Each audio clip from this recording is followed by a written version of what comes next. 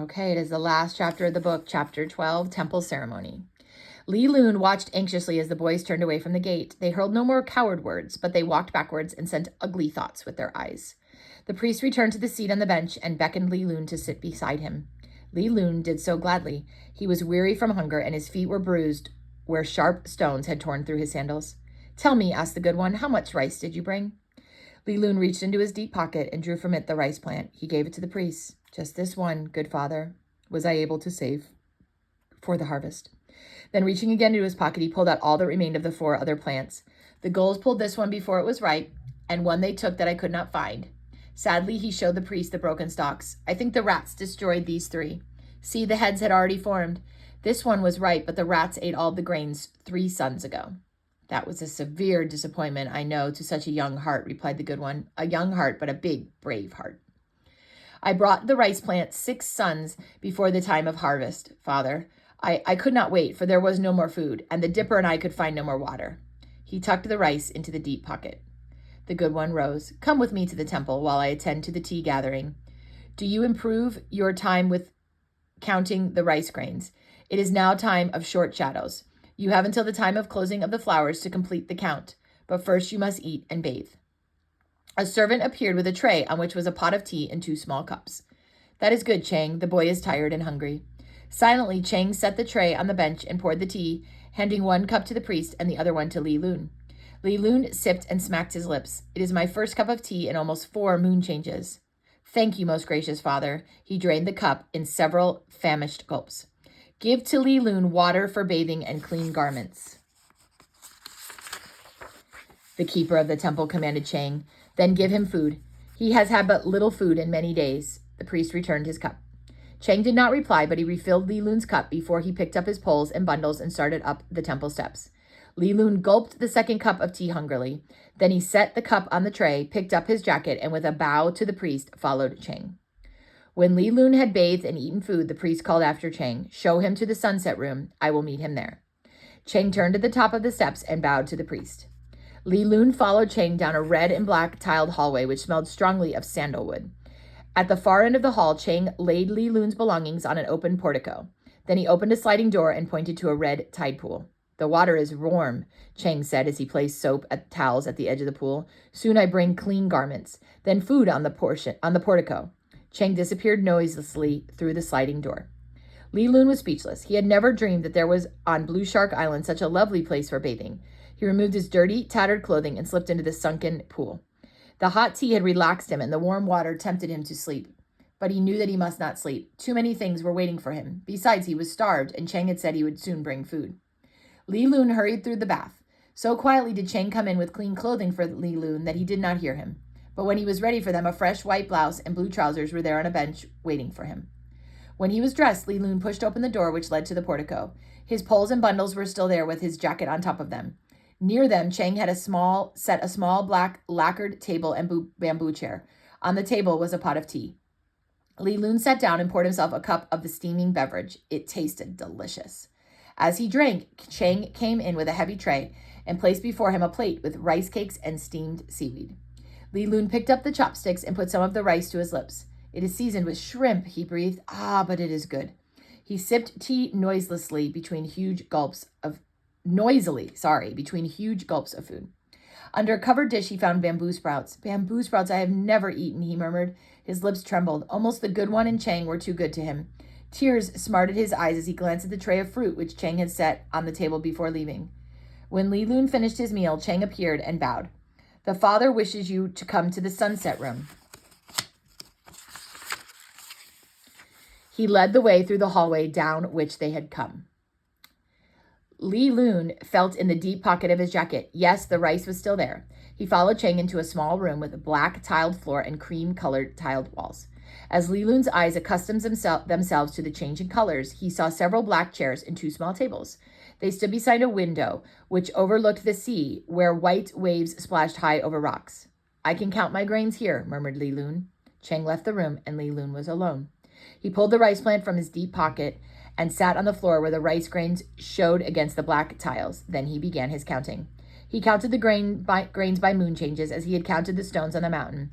The grain heads had separated into 3 blades. The shortest blade had 2 grains less than a moon change, which would be like 28 or whatever the moon change is. The longest blade had a moon change and a half. The third blade had 3 grains more than a moon change. When he had finished counting, Li Lun found that he had almost as many grains as he had spent days on the mountain. He had not thought 1 grain could grow so many kernels. The hot tea and the well-cooked food made Li Lun drowsy. Tucking the empty grain head into the deep pocket, he folded his jacket and placed it on the floor for a pillow. He laid his head upon it and in an instant was sound asleep. When Li Lun awoke, he was conscious of droning sounds. He turned toward the window on the side of the room opposite the sea, and he could see a crowd of people had collected in front of the temple.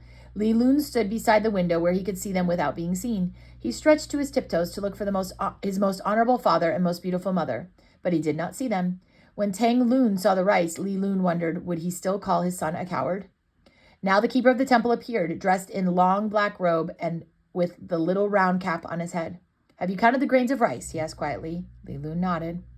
How many grains were there on one plant? The good one asked, holding out his hand for the rice. Enough for 3 moon changes and for another half moon change, replied Li Lun happily. Almost 1 grain for every day I was on Laoshan. Good. Come, we shall tell your people. The priest walked to the edge of the outer steps where the people were. Li Lun followed him. Raising his hand, the priest waited for the people to grow quiet. Then he pulled Li Lun gently to the side and placed his hand on the boy's shoulder. This boy was called a coward, the good one spoke. He was taunted because of his fear of the deep sea water. He was sent to the top of Laoshan to spend 4 moon changes alone. A really cool picture.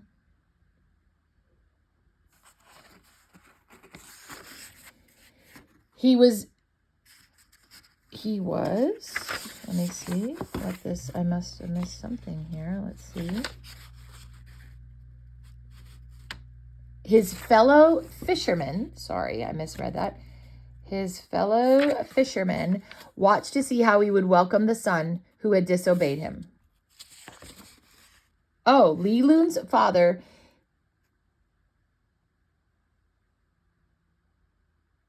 Oh, wait a minute. I'm sorry. Okay, we skipped a page on accident. I'm sorry. He was given several small grains and commanded to grow rice from there, to grow them on the top of Laoshan. A ripple of wonder ran through the crowd. Li Lun's knees trembled. He shifted from one foot to another so that the people would not see how he shook. He has done what none of you on this island has done, the priest went on. He has grown rice, grown it at the top of Laoshan, grown it from the 7 grains given to him by his father. 2 plants were carried away by gulls. 5 plants he has brought back with him. The gulls and rats ate the 4, which you see in his hands. Trembling, Li Lun held up the dry stalks. This plant, the priest took the empty rice head from Li Lun and held it up. This one plant grew 99 grains. This boy was ordered to bring back 7 times the number of grains he planted. He has brought back more than double that. During 4 long moon changes, he has struggled and toiled. He had to carry up the mountain the soil in which to plant the rice.